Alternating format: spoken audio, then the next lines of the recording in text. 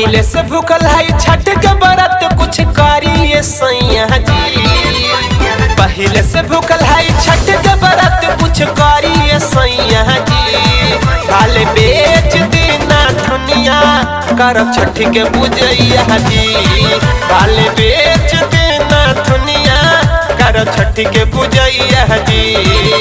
और पहले से भूखल है छठ के व्रत कुछ करिए सैया जी। पहले से भूखल है छठ के व्रत कुछ करिए सैया जी। भाल बेच देना दुनिया करब छठ के पूजैया जी। भाल बेच देना दुनिया करब छठ के पूजैया जी।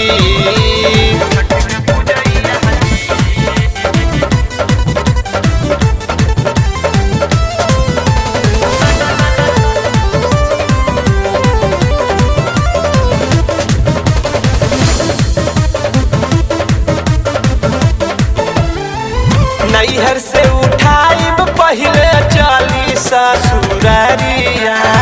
सब कुछ लियावे के बा फल फल हरिया। नैहर से उठाइब पहले चली ससुरारिया। सब कुछ लियावे के बा फल फल हरिया। और भर दी है गोदिया सुनिए पुकार कुछ करी है मैया जी। भर दी है गोदिया सुनी है पुकार कुछ करी है मैया जी। भाल बेच देना दुनिया करब छठ के पूजैया जी। भाल बेच देना दुनिया करब छठ के पूजैया जी।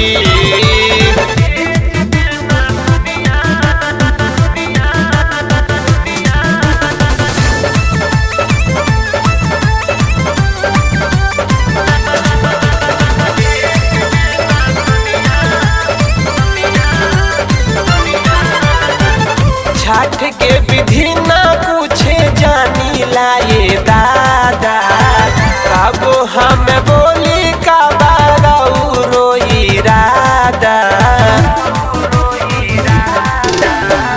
छठ के विधि ना पूछे जानी लाए दादा।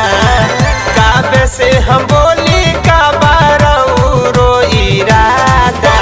भागु सख से असुकोसी भरवाई पीछे अंगनैया में। भागु सती से असुकोसी भरवाई पीछे अंगनैया में। बाले बेच देना दुनिया करब छठ के पूजैया जी। बाले बेच देना दुनिया करब छठ के पूजैया जी।